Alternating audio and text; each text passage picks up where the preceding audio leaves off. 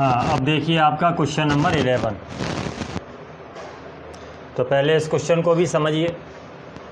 ये क्वेश्चन आपका कह रहा है कि when does a society become static, कि जो एक समाज होता है बिकम हो जाता है, और स्टैटिक का मतलब स्थिर। तो कोई भी समाज, आपको पूछा गया है व्हेन कब, तो कब किसी भी समाज को स्थिर माना जाता है या कोई भी समाज कब स्थिर हो जाता है। तो पहले तो हमें ये समझ में आए कि समाज होता कैसा है। तो इसके लिए जो फर्स्ट लाइन है आंसर की वो ये कह रही है या ये आपको बता रही है कि समाज होता कैसा है। समाज का मतलब यहाँ काय से, विशेष रूप से लाइफ से, क्योंकि समाज में क्या होता है कि जो व्यक्ति होते हैं और जो व्यक्ति होते हैं उनका जीवन होता है, यानी एक जो सामाजिक जीवन होता है, यानी वो जो लाइफ होती है उसको क्या माना जाता है कि life whether of the individual.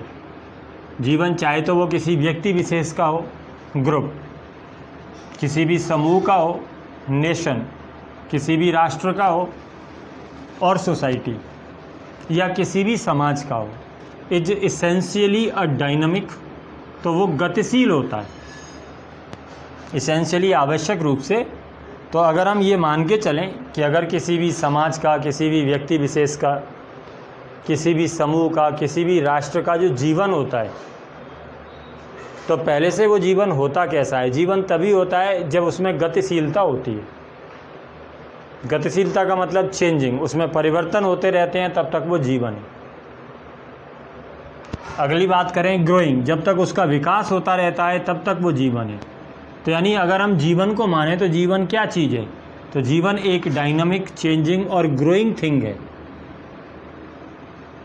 अब पहले आपके दिमाग में ये होना चाहिए कि लाइफ होती कैसी है, फिर आपको बताना है कि when does a society become static. Life ऐसी होती है, इसका मतलब समाज ऐसा होता है। जैसे अगर हम लाइफ की बात करें तो लाइफ की बात हम क्यों कह रहे हैं, क्योंकि समाज में जीवन होता है। तो इसका मतलब कि जो हम बता रहे हैं कि जीवन ऐसा होता है, इसका मतलब हो गया कि समाज ही हमारा ऐसा होता है। तो आप पहले बताएंगे कि life whether of the individual, कि जीवन चाहे वो किसी व्यक्ति विशेष का हो, ग्रुप का हो, नेशन का हो, और सोसाइटी का हो, is essentially a dynamic, changing and growing thing. तो वो डायनेमिक गतिशील होता है, चेंजिंग परिवर्तनशील होता है, और ग्रोइंग थिंग होता है, और एक विकसित करने वाला, बढ़ने वाली जो वस्तु होती है वो होती है। तो लाइफ ऐसा होता है। If the mind of the society, अब यहाँ से आपको बताना है कि इस प्रकार का जीवन या इस प्रकार का जो समाज होता है, when does a society become static, कि इस प्रकार का जो गतिशील समाज होता है वो कब स्थिर हो जाता है। अब मेरे ख्याल से आपको बात समझ में आई होगी, क्वेश्चन में आपसे पूछा गया कि इस प्रकार का जो गतिशील समाज होता है, इस प्रकार का जो बढ़ने वाला समाज होता है, वो समाज स्थिर कब हो जाता है, यानी उस समाज का विकास कब रुक जाता है, उस समाज में कब कोई परिवर्तन नहीं होता, परिवर्तन होने बंद हो जाते हैं। तो ये पूछा गया है कि when does a society become static. तो अब आप बताएंगे कि if the mind of the society, कि यदि किसी समाज का दिमाग इज सेटअप, समाज के दिमाग का मतलब समाज व्यक्तियों से बना है, इसका मतलब किसी व्यक्ति का दिमाग। तो if the mind of the society is setup, कि यदि किसी भी समाज का दिमाग बंद कर दिया जाता है, इज सेटअप, इज के साथ में आपको शटअप मिल रहा है, इसका मतलब पैसिव वॉइस हो गया। तो यदि किसी व्यक्ति का दिमाग बंद कर दिया जाता है डेलिबरेटली, जानबूझकर, अंतर समझिए कि एक तो दिमाग वो है कि वो बंद हो ही गया, तो वो तो एक्सीडेंटल केस है। लेकिन अगर आप अपने दिमाग को डेलिबरेटली शटअप कर लेते हैं, अगर आप अपने दिमाग को जानबूझकर बंद कर लेते हैं, या तो बंद कर लेते हैं और आइसोलेटेड, या आप अलग थलग कर लेते हैं, टू द इन्फ्लुएंस, प्रभाव से, ऑफ अदर्स, दूसरों के, या अपने दिमाग को आप दूसरों के प्रभाव से अलग थलग कर लेते हैं, यानी आप समाज से अलग हो जाते हैं। आप समाज से अलग हो जाते हैं, या आप मान के चलें कि आपकी जो सोसाइटी है वो किसी दूसरी सोसाइटी से अलग हो जाती है। अगर आप राष्ट्र की बात कर रहे हैं तो आपका राष्ट्र किसी दूसरे राष्ट्र से अलग हो जाता है।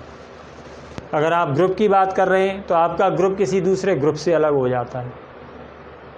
तो यहाँ पहले इसको समझिए, ये कब होता है, समाज कोई भी स्थिर कब हो जाता है?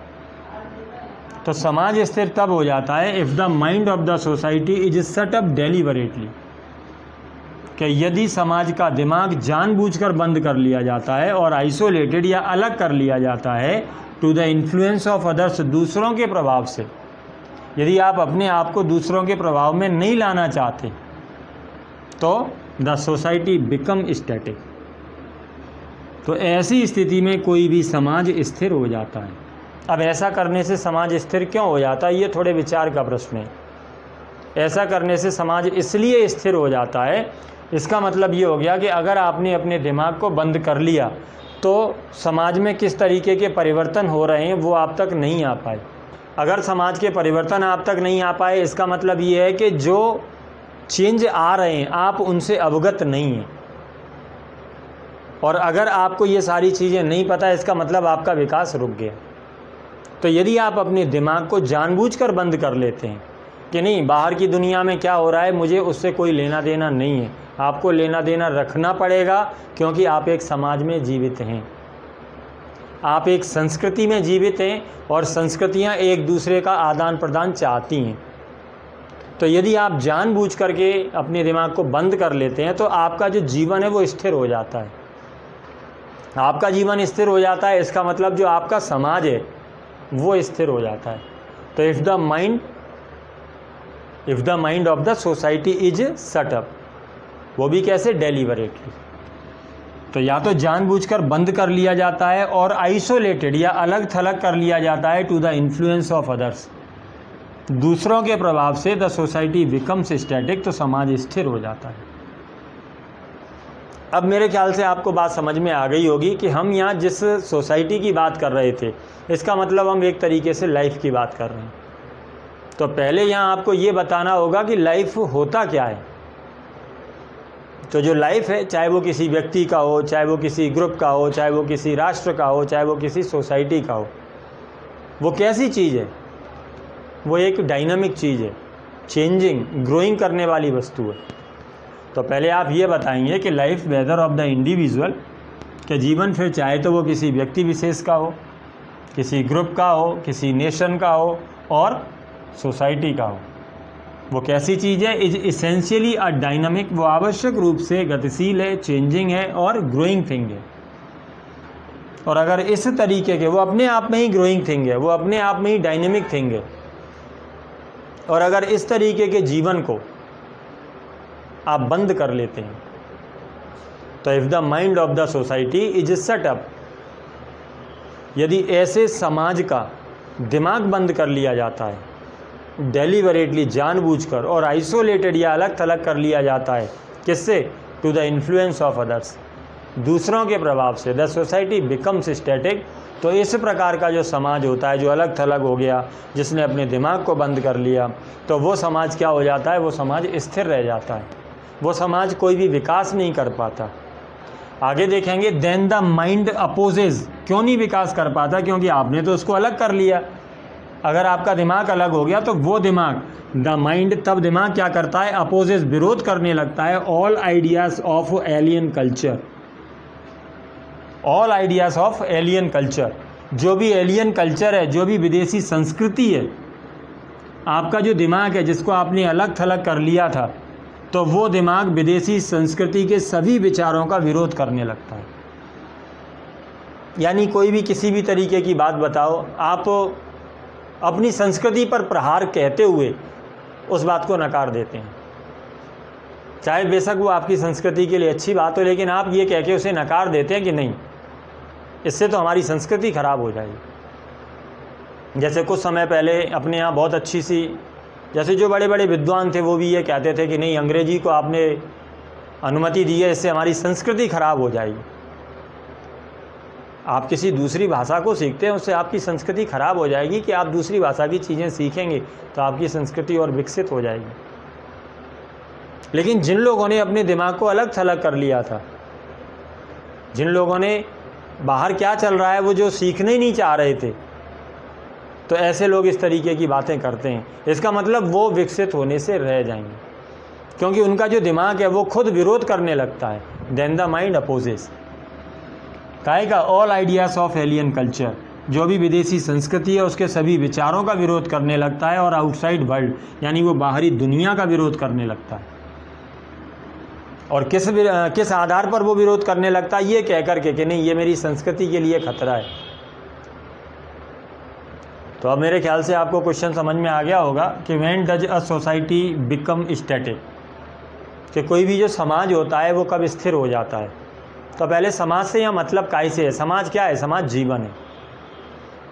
तो लाइफ की अगर बात करें, चाहे वो किसी व्यक्ति विशेष का हो, तो वेदर एन इंडिविजुअल, चाहे वो किसी व्यक्ति विशेष का हो, ग्रुप का हो, नेशन का हो, और सोसाइटी का हो, इज अ डायनामिक, चेंजिंग और ग्रोइंग थिंग होती है। जीवन जो कि डायनामिक है, चेंजिंग है और ग्रोइंग थिंग होता है। और अगर इस तरीके के समाज को या उस तरीके के समाज के दिमाग को आप बंद कर देते हैं, if the mind of the society is set up, यदि इस प्रकार का जो समाज है, तो if the mind of the society is set up, वो भी कैसे, डेलिबरेटली, जानबूझकर। तो या तो आप दिमाग को बंद कर लें और आइसोलेटेड, या उसे अलग कर दें, एक ही बात है। बंद करने का मतलब भी यही हो गया कि आपने अपने आप को अलग कर लिया, और आइसोलेटेड या अपने आप को अलग थलग कर लेते हैं to the influence of others, दूसरों के प्रभाव से, तो द सोसाइटी बिकम्स स्टैटिक। तो ऐसी स्थिति में जो समाज होता है वो स्थिर हो जाता है। तो आपने जो बंद कर लिया है अपने दिमाग को, तो जो आपका बंद किया हुआ दिमाग है, ये दिमाग ही खुद विरोध करने लगता है। देन द माइंड अपोजेस, कि ये दिमाग जो होता है वो विरोध करता है all ideas of alien culture, कि जो विदेशी संस्कृति के सभी विचार होते हैं उनका ये विरोध करने लगता है, और आउटसाइड वर्ल्ड या बाहरी जो दुनिया होती है उसका ये विरोध करने लगता है। आंसर मेरे ख्याल से ठीक से समझ में आ गया होगा। चलिए इसके बाद देखिए आपका जो नेक्स्ट क्वेश्चन है, क्वेश्चन नंबर 12 आपका कह रहा है कि according to Nehru when is it folly, कि कब यह मूर्खता हो जाती है। फॉली का मतलब मूर्खता। टू टॉक, बात करना, अबाउट कल्चर, संस्कृति की, और गॉड या भगवान की, भाई क्यों। तो पंडित जवाहरलाल नेहरू जी की अगर माने तो उनके अनुसार संस्कृति की बात करना कब मूर्खता हो जाती है, या आप धर्म की बात करें, भगवान की बात करें, तो भगवान की बात करना, धर्म की बात करना कब मूर्खता हो जाती है। क्वेश्चन सुनने में कुछ अजीब सा लगता है कि ये बातें तो कभी मूर्खता नहीं होती, लेकिन ये भी बातें मूर्खता की मानी जाती हैं, पर कब। तो वो सिचुएशन समझिए कि अकॉर्डिंग टू नेहरू, नेहरू जी के अनुसार इट इज़ फॉली, ये मूर्खता है, टू टॉक अबाउट कल्चर, संस्कृति की बात करना, और गॉड या भगवान की बात करना, when human beings starve and die, जब आदमी भूखा हो और मर रहा हो। तो जिस स्थिति में आदमी भूख से मरता है, जिस समाज की भूख से मरने की नौबत आ जाती है, अगर ऐसे समाज में आप संस्कृति की बात करते हैं, ऐसे समाज में अगर आप गॉड की बात करते हैं, तो संस्कृति की और गॉड की बातें करना वहाँ मूर्खता हो जाती है। क्यों हो जाती है, बिकॉज, क्योंकि before talking about anything else, before talking about anything else, क्योंकि आपसे पूछा गया है कि according to Nehru when is it folly, कब मूर्खता है, तो आपने बता दिया कि मूर्खता कब है, व्हेन ह्यूमन बीइंग्स स्टार्व, के जब जो मानव जाति है वो भूख से मरती है, स्टार्व एंड डाई, तब मूर्खता होती है। फिर उन्होंने क्वेश्चन किया कि अगर ये उस टाइम पर मूर्खता है तो क्यों है। तो इसके लिए आप देंगे आगे बिकॉज, क्योंकि, टॉकिंग अबाउट एनीथिंग एल्स, क्योंकि किसी भी दूसरी बात की बारे में बात करने से पहले, before talking about anything else, anything else का मतलब किसी दूसरे टॉपिक पर बात करने से भी पहले, वी मस्ट प्रोवाइड, हमको उपलब्ध कराना चाहिए, द नॉर्मल इसेंशियल्स, जो आवश्यक, जो सामान्य आवश्यकताएं ऑफ लाइफ, जीवन की, या कह सकते हैं कि जो मूलभूत आवश्यकताएं जीवन की, टू ह्यूमन बीइंग्स, कि मानव जाति के लिए जो जीवन की मूलभूत आवश्यकताएं, पहले आप उन्हें उपलब्ध कराइए, और उसके बाद आप संस्कृति की बात करिए, उसके बाद आप गॉड की बात करिए। तो ये ठीक बात भी है कि अगर किसी का पेट ही खाली है तो ऐसी स्थिति में आप उसे कल्चर की बात करेंगे वो भी समझ नहीं आएगी, अगर आप उसे गॉड की बात करेंगे तो वो भी समझ नहीं आएगी। तो यहाँ 2 क्वेश्चन आपसे करे गए थे कि पहले तो आपसे पूछा गया है कि अकॉर्डिंग टू नेहरू व्हेन, कब ये बात मूर्खता की हो जाती है। तो तब ये बात मूर्खता की हो जाती है when human beings starve and die, कि जब मानव जाति भूख से मरती है।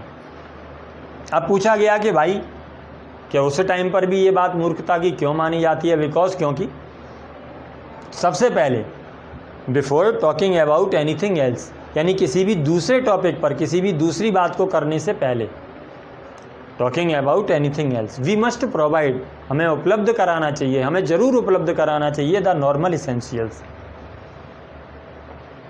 जो नॉर्मल इसेंशियल्स हैं, जो सामान्य आवश्यकताएं हैं, जो कि रोटी कपड़ा और मकान मानी जाती हैं।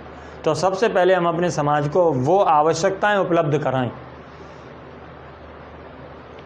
तो before talking about anything else, के किसी भी दूसरे पॉइंट पर बात करने से पहले वी मस्ट प्रोवाइड, हमें ज़रूर उपलब्ध कराना चाहिए the normal essentials of life, के जो जीवन की मूलभूत आवश्यकताएं हम उनको वो उपलब्ध कराएं टू ह्यूमन बींग्स, मानव जाति के लिए। तो मानव जाति के लिए पहले आप नॉर्मल इसेंशियल्स प्रोवाइड कराएं, और उन्हें प्रोवाइड कराने के बाद, यानी आदमी का पेट भरने के बाद, फिर आप उसे कोई बात समझाएंगे तो उसकी समझ में आएगी।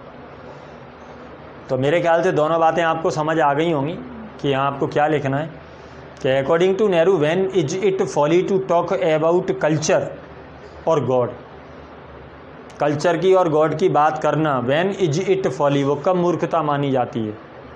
तो according to Pandit Nehru it is folly, ये मूर्खता है टू टॉक अबाउट कल्चर और गॉड, कब, when human beings starve and die, जब ह्यूमन बीइंग भूखी हो और मर रही हो, ऐसी स्थिति में।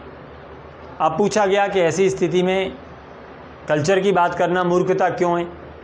तो इसलिए ऐसी स्थिति में कल्चर की बात करना मूर्खता है कि before talking about anything else, क्योंकि किसी भी पॉइंट पर बात करने से पहले वी मस्ट प्रोवाइड, हमको उपलब्ध करा देना चाहिए the normal essentials of human life, कि जो भी ज़िंदगी की आवश्यकताएं हैं हमें उनको पहले उपलब्ध करा देना चाहिए। क्लियर।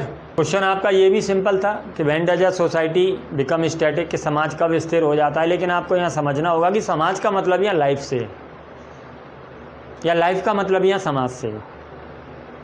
तो यहाँ आप लाइफ कह करके बताएंगे या समाज को बताएंगे कि समाज होता कैसा है, कि जो समाज है, जो जीवन है, वो एक डायनामिक थिंग है, चेंजिंग और ग्रोइंग करने वाली थिंग है। क्लियर। तो पहले इन दोनों बातों को समझिए, इसके बाद बताइए कि वो कब स्थिर हो जाता है, कि जो एक गतिशील वस्तु है वो कब स्थिर हो जाती है। तो पहले आप लाइफ बताएंगे कि life whether of the individual, फिर चाहे तो वो किसी व्यक्ति विशेष का हो, नेशन का हो, ग्रुप का हो, सोसाइटी का हो, is a dynamic changing and growing thing. अब इस तरीके के डायनेमिक चेंजिंग और ग्रोइंग थिंग को, इसका मतलब उसके दिमाग को आपने शटअप कर दिया डेलीबरेटली।